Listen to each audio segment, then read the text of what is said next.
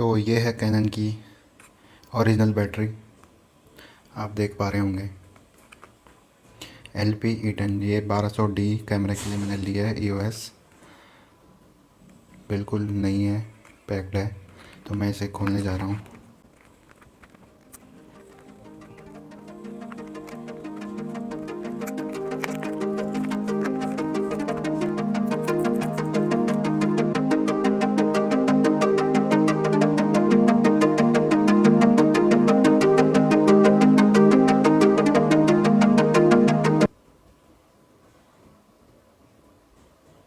तो अब मैं इसे अपने कैमरे में लगा के चेक करता हूँ। यह है कैमरा 1200D, और अब मैं इसका जो बैटरी लगा के देखूँगा।